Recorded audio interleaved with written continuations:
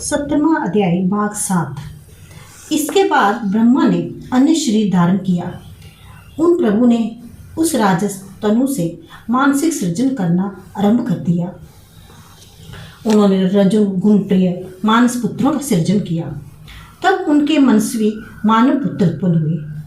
उन संतानों की सृष्टि करके उन्होंने पुनः उस काया का त्याग कर दिया। तब उनके द्वारा त्यक्त वे काया तुरंत ज्योत्सना हो गई। इसलिए ज्योत्सना का उदय होने पर प्रजाएं प्रसन्न हो गई। इसलिए उन्होंने ज्योत्सना का उदय होने पर प्रजाएं प्रसन्न हो जाती हैं। इस प्रकार उन महात्म ब्रह्मा ने जब इन शरीरों को त्याग किया तब तुरंत रात दिन संध्या तथा ज्योत्सना उत्पन्न हो गई। ज्योत्सना, संध्या तथा दिन ये तीनों सत्वमात्रक हैं। रात्रि तमोमात्रिक है और इसलिए वे निशा स्वरूपणी है। अतः देवलोक दिन के तनु से सुखपूर्व ब्रह्मा के मुख से सृजित हुए। चूंकि उनका जन्म दिन में हुआ इसलिए वे दिन में बलशाली होते हैं। प्रभु ने अपने शरीर के द्वारा जगन से असुरों की रात में उत्पन्न किया था। अतः वे प्राणों से रात में जन्म लेने वाले वे असुर रात में बलवान होते हैं। ये ही समय बीतते हुए तथा आगे आने वाले समस्त मनवंतरों में होने वाले देवताओं, असुरों, पितरों एवं मानवों के निमित्त कारणभूत होते हैं।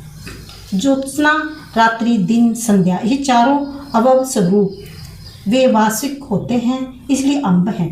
विद्वानों ने बा धातु को दीप्ति प्रकाश अर्थ में कहा है। उसी से ये अम्ब शब्द व्युत्पन्न हुआ और इन ब्रह्मा ने उन अम्बों को सर्जन करके पुनः अपने शरीर से विविध देवताओं, मनुष्यों, दानवों तथा पितरों का सृजन किया था। इसके बाद प्रभु ने उस ज्योत्सनामय शरीर का त्याग करके अन्य तमोमय तथा रजोमय शरीर धारण करके पुनः उनका पूजन किया। उन प्रभु ने अंधकार में क्षुधा पीड़ित अन्य लोगों का सृजन किया। उनके द्वारा सृजित ये क्षुधायुक्त लोग अम्बों को ग्रहण करके वे उदित हुए। उनमें जिन्होंने कहा हम अम्बों को रक्षा करते हैं वे राक्षस नाम वाले हुए, क्योंकि वे क्षुधा पीड़ित तथा रात्रि में विचरण करने वाले थे।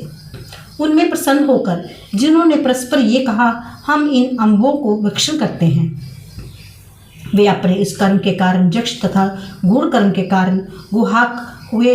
रक्ष तथा धातु पालन अर्थ में जानी जाती है। इसी प्रकार जक्षित धातु भक्षण अर्थ में कही जाती है।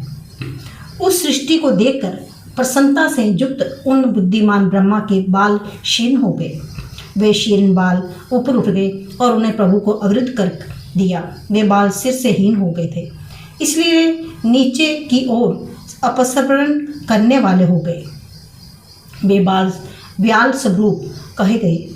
वे हीन होने के कारण, अहि गिरने के कारण पलंग और अस्परण करने के कारण सर्प कहे गए हैं। उनके क्रोध से उत्पन्न जो महाभयंकर विस्मय अग्निगर्भ था वे साथ में उत्पन्न हुए सर्पों में प्रविष्ट हो गया। तब सर्पों को देखकर ब्रह्मा जी क्रुद्ध हुए और उन्होंने क्रोधमय रूप वाले पर उत्पन्न किया। वे कपिश वर्ण अत्यंत उग्र तथा मांस का भक्षण करने वाले भूत थे। वे भूत तत्व के कारण भूत तथा मांस भक्षण करने के कारण पिशाच कहे गए हैं। प्रसन्नता पूर्वक गान करते हुए उन ब्रह्मा से गंधर्व उत्पन्न हुए थे। दयाति ये धातु गान अर्थ में पढ़ी जाती है। वे वाणी का गान करते हुए उत्पन्न हुए, इसलिए गंधर्व कहे गए। इन 8 देव योनियों ने सृजित करके अनंतर उन प्रभु से स्वच्छता पूर्वक अपनी आयु से अन्य पक्षियों का सृजन किया। पुनः उन्होंने स्वच्छता दाता पूर्वक स्वेच्छा से विचरण करने वाले पक्षियों का सृजन किया।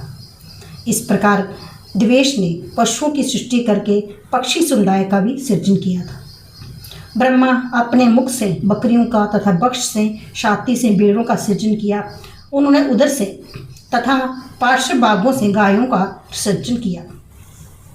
उन्होंने अपने पैरों से घोड़ों, हाथियों, गधों, आवेयों, मृगों, ऊंटों और खच्चरों का सृजन किया। इस प्रकार उन जातियों भी उत्पन्न हुई। उनके रोमों से फल मूल वाली औषधियाँ उत्पन्न हुई।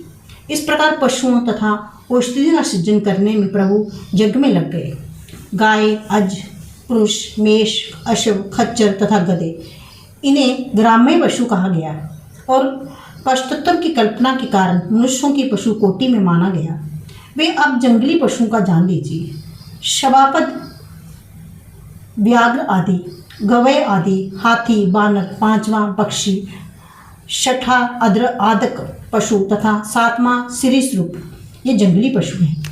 इनके अतिरिक्त महिष, गवय, हिरण, प्लवग, शरभ, बृक तथा सातवां सिंह, ये जंगली पशु कहे गए हैं।